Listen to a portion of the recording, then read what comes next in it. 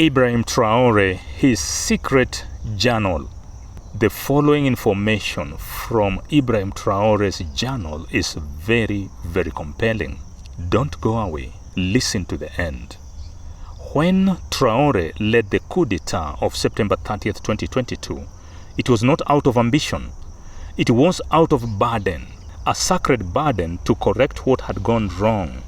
He knew his predecessor had failed, and he knew Burkina Faso deserved better. In his personal journal, written days before the takeover, glimpse the soul of a man haunted by duty. Tuesday, September 27th, 2022. I walked out into the officer's mess. The door looked smaller than usual, like I had to squeeze through. Everything felt strange. The air was heavy. I entered the TV room and every officer turned towards me. And then they stood up and saluted. Even my seniors saluted me. Was it real or a vision? Later I found myself standing under a large tree outside the sergeant's mess. I watched soldiers come in and go out. I read the pain etched on their faces, fear, fatigue, and yet I loved them all. I embraced them in silence. That evening I took the longest route home, imagining flowers blooming along the borders of Burkina Faso. Wednesday, September 28, 2022. My heart was heavy. I was crying, but no tears came. I worked. I signed documents. I approved leave passes. But I was not present. My body was here. My soul was somewhere else.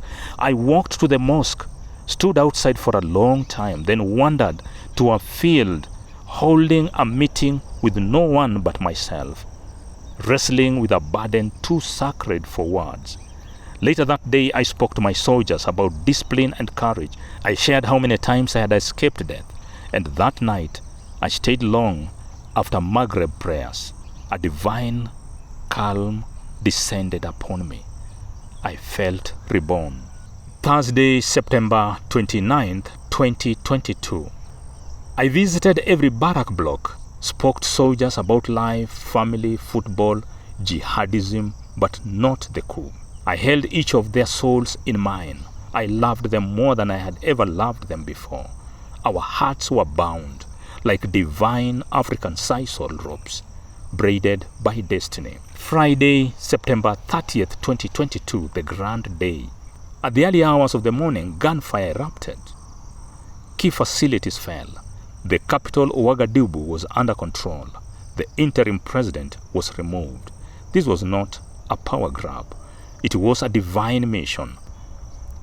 I felt the full weight of my people, the sky over my land, the cry of generations.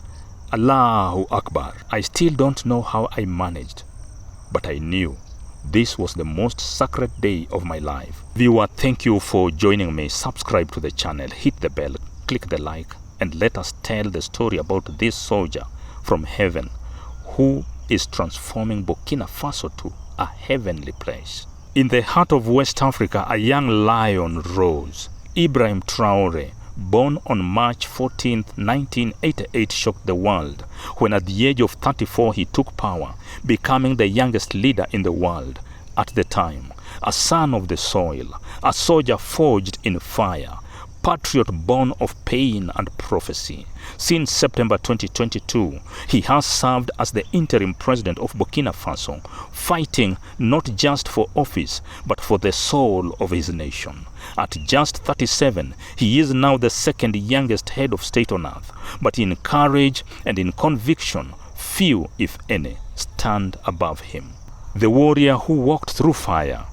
In 2018, Traore was part of the UN peacekeeping mission in Mali. It was there, in the blazing sands of Timbuktu, that he was cited for extraordinary courage during a major rebel attack. But that was only the beginning. When he returned home, he didn't seek comfort or rank.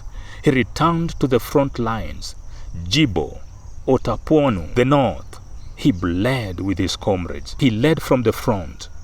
In battle after battle, he won victories that earned his commanders promotions, but he asked for none. The battle for Burkina Faso's gold Under Traore's leadership, Burkina Faso is reclaiming its destiny.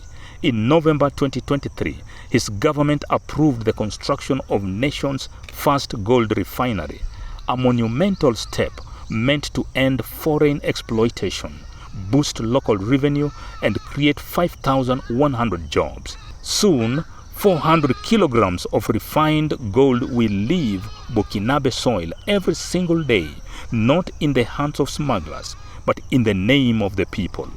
Unlike Kenya, with all its age and resources, but no refinery, Traore is proving that where there is a vision and boldness, there is progress. In February 2024, he suspended the issuance of small-scale export permits to crack down on gold smuggling and clean up an artisanal mining sector long abused by cartels. He is building a transparent, accountable system where Burkinabe gold serves Burkinabe people.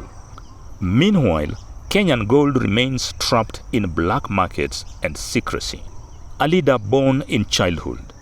Even as a 5-year-old, Ibrahim Traore was a peacemaker, a natural judge, a protector of the weak.